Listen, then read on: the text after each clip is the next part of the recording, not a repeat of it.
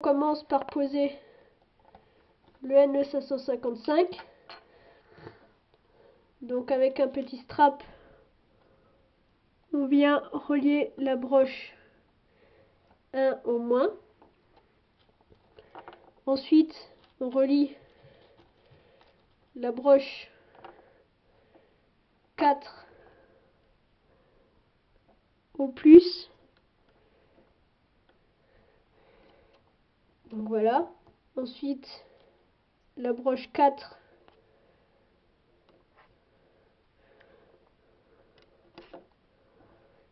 à la broche 8.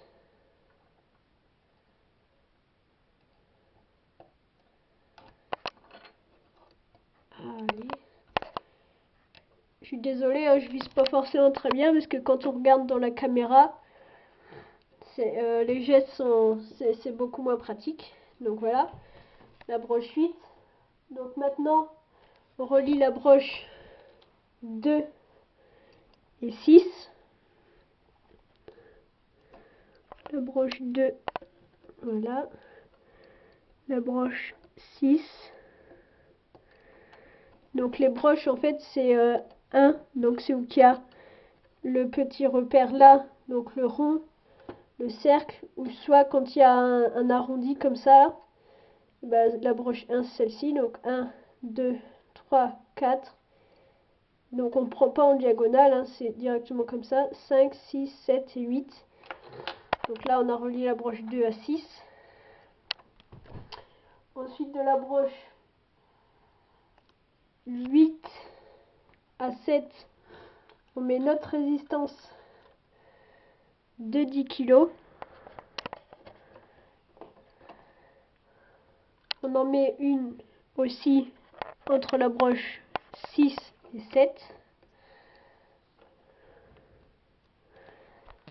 Maintenant la broche 5, on la relie au moins à l'aide du petit condensateur. Donc si vous n'en avez pas, c'est pas du tout essentiel, ça fonctionne sans. Mais bon, autant en mettre un. Donc ensuite, voilà, entre la broche 1 et 2, le condensateur. Donc le moins à la broche 1, le plus à la broche 2.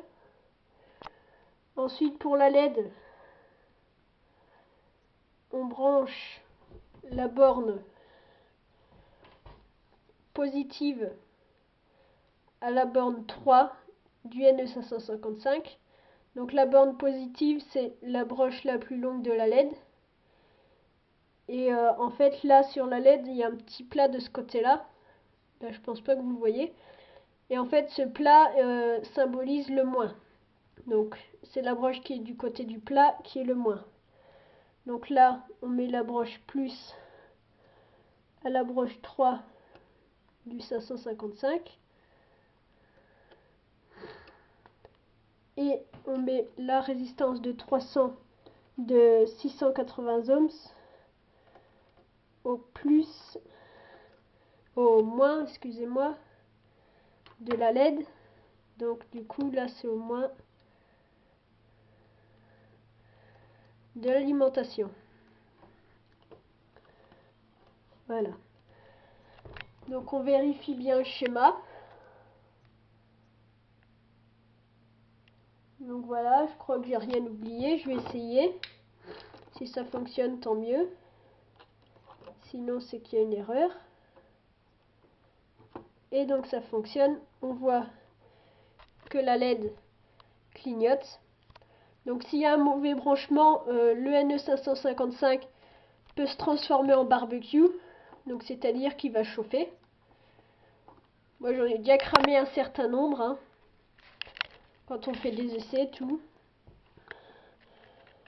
Donc voilà, donc là je vais vous montrer qu'en changeant la valeur de ce condensateur là, on va pouvoir changer la vitesse de clignotement.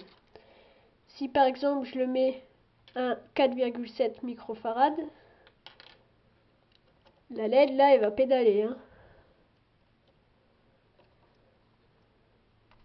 Vous voyez, on voit un peu là que ça clignote. Mais voilà, hein. Ça clignote trop vite, c'est pas très bien. Si je mets un 100 microfarad, là ça va traîner. Là c'est beaucoup plus lent. Donc je pourrais mettre genre un 1000 microfarad ou 470, je sais pas quoi, mais c'est trop, hein, ça sert à rien. Donc ensuite, si on veut faire clignoter deux LED en alternance, eh bien il y a une petite modification à faire sur le circuit, c'est tout simple. Donc on prend une autre LED, et donc cette fois on va relier la borne moins de la LED à la borne 3 de notre 555. Et donc avec une autre résistance, donc normalement 680 ohms aussi, mais là j'en ai pas tout de suite sous la main, donc je vais prendre une de 1 kOhms, ça fait pareil. Et donc voilà, là les deux LED clignotent en alternance. Donc c'est très simple comme vous pouvez le voir. Ça prend pas beaucoup de place, hein. On peut alimenter des relais mais qui pompent pas trop de courant quand même, parce qu'après ça peut faire chauffer le 555. Donc c'est une alimentation 9 volts, donc j'utilise le continu, pas l'alternatif, hein. Je m'en sers jamais de l'alternative de toute façon. C'est moi qui ai fait l'alimentation, mais l'alterno il me sert à rien.